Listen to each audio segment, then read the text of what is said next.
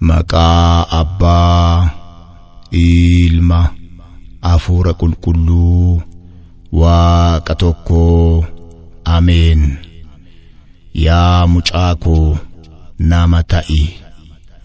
Tokkoffaa Moototaa boqonnaa 2 lakkoofsa 2.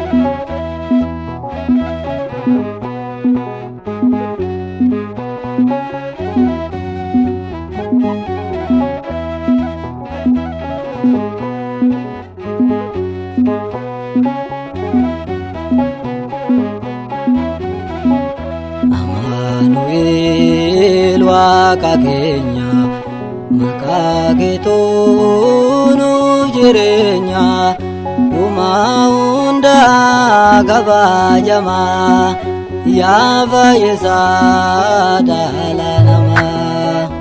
Amanuel Waaqa keenya maqaa keetu nu jireenya uumaa hundaa kabajamaa yaa fayyisaa dhala namaa. Amanuel Waaqa keenya maqaa keetu nu jireenya uumaa hundaa kabajamaa yaa fayyisaa dhala namaa. Amanuel Waaqa keenya maqaa keetu nu jireenya uumaa hundaa kabajamaa yaa fayyisaa dhala namaa. Cubbuu jennee gannata baane mucummaa dhabnee garboota taane nuuf deebisuudhaaf mucummaa keenya nu waliin taate yaa Waaqa keenya.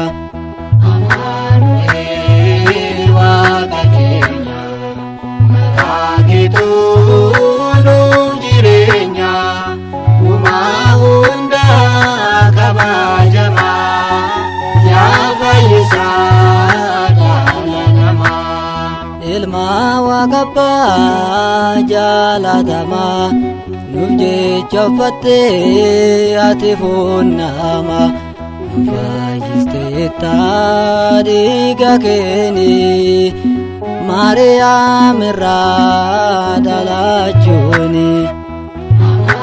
Amanuel Waaqa keenya maqaa keetu nu jireenya uumaa hundaa kabajamaa yaa fayyisaa dhala namaa. Hanga du'aattis nu jaalatte ba'aa keenya hundaan ati nu baatte si waaqessinaa darjaa keenya. Amanuel ati nuuf jireenya. Amanuel Waaqa keenya maqaa keetu nu jireenya uumaa hundaa kabajamaa yaa fayyisaa dhala namaa. Dubri dubrummaan ilma ni deessi Amanuel jechuun maqaa moggaasi. Rajichi Isayyaas ibsee maqaa kee qoricha taatee furte saba kee. Amanuel Waaqa keenya maqaa keetu nu jireenya uumaa hundaa kabajamaa yaa fayyisaa dhala namaa. Amanuel Waaqa keenya maqaa keetu nu jireenya uumaa hundaa